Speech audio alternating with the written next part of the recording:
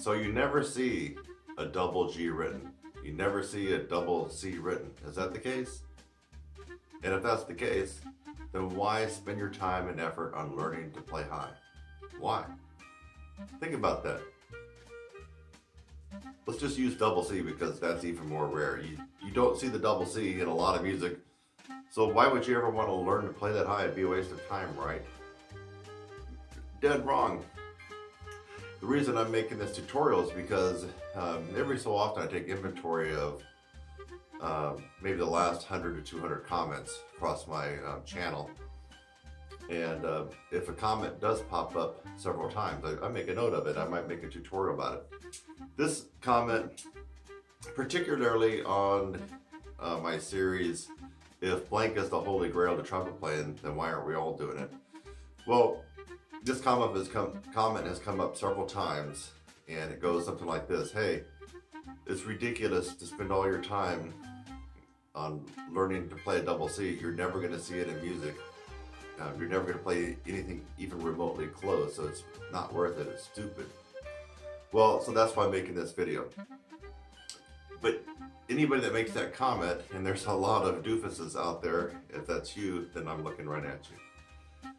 You increase your range on this instrument, not just because you see that note written in a piece of music, but because of the tessitura of playing requires you to have 4 to 5 notes of range above your actual written notes that you play.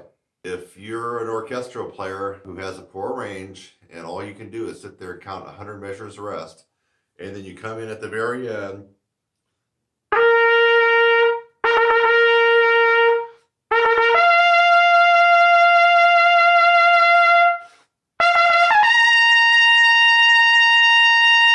and that's all the playing you've done for the freaking night. And you're looking at my tutorials saying, this guy is absolutely nuts. I need to learn how to play a double C. Okay, orchestral player out there with bad range.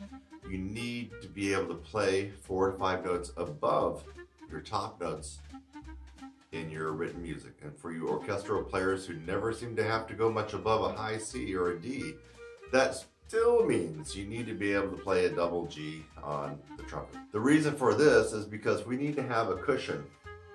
We need to have some leeway.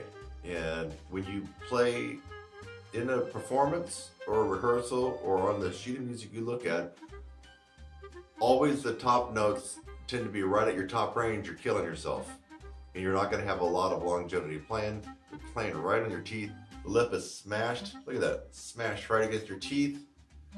And if it hasn't affected you already, it will. You'll be bruising and cutting up your lips. You've forgotten the main reason for increasing your range is not because of the notes you see on the freaking page, because of endurance, sound, reduced mouthpiece pressure, flexibility, tone, a whole host of other reasons, and just the longevity of being able to be a musician playing this instrument. Now, for everybody else who doesn't have the luxury of sitting there for a 45-minute program and then doing what I just described,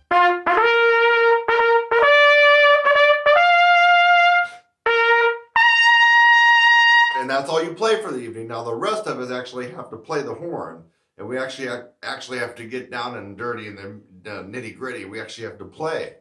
And I'm talking about our commercial players. If you actually have to play your horn, you really have to increase your range.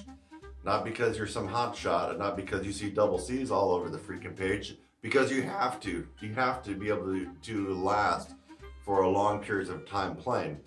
Contrast with a typical classical player, I mean, you play a couple of notes, you know, out of 45 minutes, that's not really going to kill you off, but you still need to have that extra range. Okay, so if you're looking at others, or myself, and you watch them do something like this,